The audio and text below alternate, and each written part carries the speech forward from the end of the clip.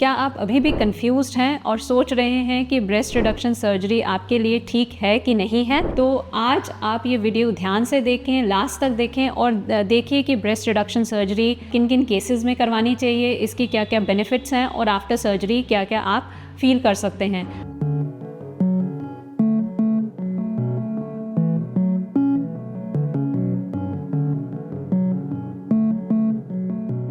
Hello friends, I am Dr. Hina Kodyar, cosmetic and plastic surgeon, director and co-founder of the Scalpia Clinic. Breast reduction surgery उन females में की जाती है जिनमें breast size बहुत ज़्यादा इंक्रीज़ हो जाता है। ये बहुत कारणों से हो सकता है, जैसे कि जब बॉडी की डेवलपमेंट हो रही होती है फीमेल्स में, तो कुछ फीमेल्स में तभी ही ब्रेस्ट साइज इंक्रीज़ हो जाता है। दूसरा, जब आफ्टर प्रेगनेंसी, लैक्टेशन, जब फीमेल्स बच्चे को फीड करवाती हैं, उस वजह से भी ब्रेस्ट साइज इंक्रीज़ हो जाता है।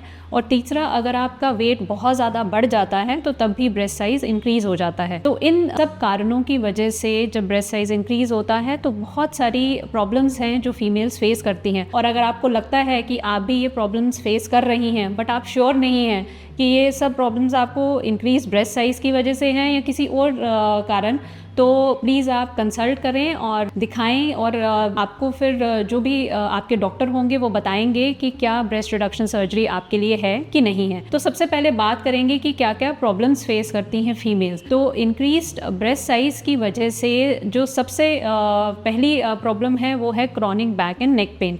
तो हैवी वेट के कारण क्या होता है कि उनकी नेक पे हमेशा एक प्रेशर सा बना रहता है और उसकी वजह से उनको neck pain, chronic neck pain रहती है और उसके वजह से बैक पेन भी। दूसरा, जब ब्रेस्ट साइज़ बहुत ज़्यादा इंक्रीज़ हो जाता है तो ब्रेस्ट क्रीज, जो ब्रेस्ट के नीचे एक क्रीज होती है, उसमें क्या होता है कि बार बार पसीना आने के कारण स्किन रैशेस डेवलप होते हैं और ये रेकरेंट प्रॉब्लम हो जाती है उन फीमेल्स में। अब अगर इतना बड़ा ब्रेस्ट साइज़ होगा तो बहुत ज़्यादा डिस्कम्फर्ट भी होता है और बहुत फिजिकल एक्टिविटी भी हैम्पर हो जाती है। आप बहुत ज़्यादा एक्टिविटीज़ नहीं कर सकते, एक्सरसाइज करने में आपको प्रॉब्लम होती है, पेन होती है, डिस्कम्फर्ट होता है। तो ये सब चीज़ें हैं जो ब्रेस्ट साइज़ इंक्रीज़ होने की वजह से होती हैं। और कुछ फीमेल्स में तो सांस लेने में भी दिक्कत होती है। अगर उनका ब्रेस्ट साइज़ बहुत इंक्रीज़ हो जाता है तो थोड़ा सा लंग फंक्शन भी हैम्पर हो जाता है। अगर आप भी इनमें से कोई भी प्रॉब्लम फेस कर रहे हैं और आपको लग रहा है कि आपका ब्रेस्ट साइज़ नॉर्मल से ज़्यादा है, तो definitely you are a right candidate for breast reduction surgery. अब ब्रेस्ट रिडक्शन सर्जरी में हम क्या करते हैं? ब्रेस्ट रिडक्शन सर्जरी में बेसिकली जितना भी जो एक्सेस ब्रेस्ट टिश्यू है, बिल्कुल ही बहुत ही बारीकी की मेजरमेंट्स और उसके बाद पूरा एक पहले हम डिटेल्ड एक कंसल्टेशन करते हैं पेशेंट के साथ और उसके बाद जब हम सर्जरी करते हैं तो पूरा कैलकुलेट करके कि कितना ब्रेस्ट टिश्यू हमें निकालना है, वो सब निकाल के हम जो निप्पल होता है ब्रेस्ट में, उसका पोजीशन भी नीचे आ जाता है, वो भी काफ़ी नीचे डिस्प्लेस हो जाता है, तो उसको भी हम रीपोजिशन करते हैं। तो इसमें ब्रेस्ट का साइज़ भी रिड्यूस हो जाता है और निप्पल भी अपनी नॉर्मल पोजीशन में हम रीपोजिशन करते हैं। तो ये सब चीज़ें होती हैं after the breast reduction surgery. अब आपको इस सर्जरी में किन किन चीज़ों का ध्यान रखना है? सबसे पहले तो आपको ये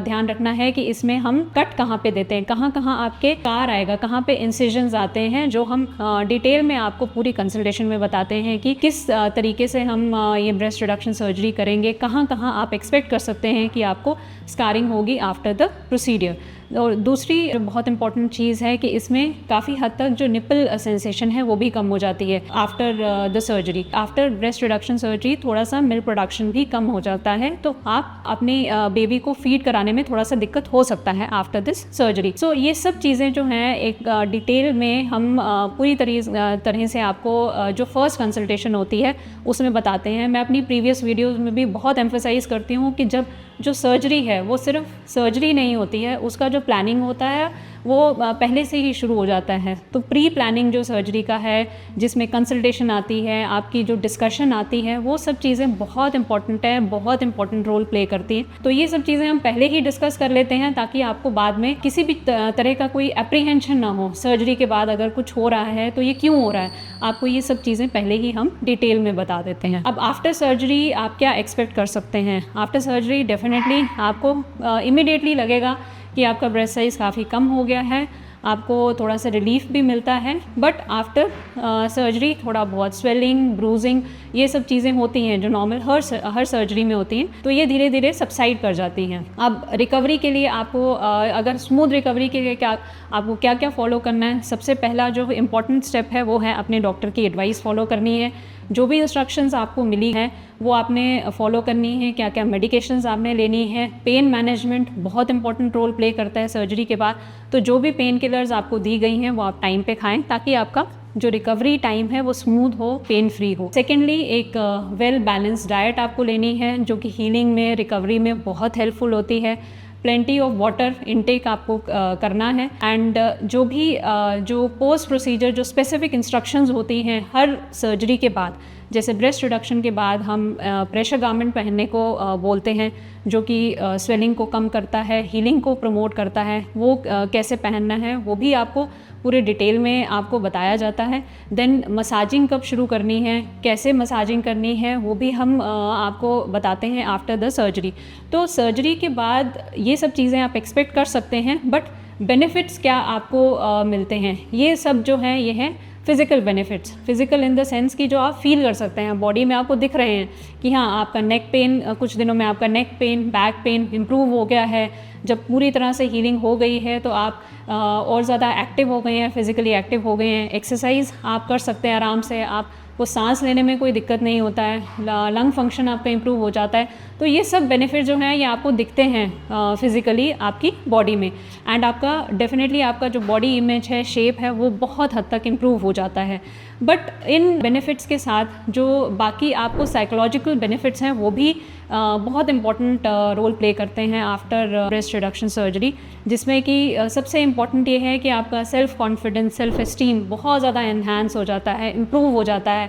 आप बहुत कॉन्फिडेंट फील करते हैं, हैप्पी फील करते हैं। आपको कोई भी, अगर आपको कोई किसी भी तरीके का, अगर आपको कोई कपड़ा पसंद आता है, कोई क्लोथिंग पसंद आता है, तो आपको सोचना नहीं पड़ता है बार बार देख के कि क्या ये मुझे फिट आएगा, क्या मैं पहन सकती हूँ। जो आपको पहले एप्रीहेंशंस होती थी ड्यू टू इंक्रीज साइज़, तो आप आराम से किसी भी अपने चॉइस का कोई भी क्लोथिंग आप पहन सकते हैं और अपनी फ़िज़िकल एक्टिविटी को इन्हांस कर सकते हैं। ये सब चीज़ें आपके मूड को एलिवेट करती हैं, सेल्फ कॉन्फिडेंस इंक्रीज़ करती हैं।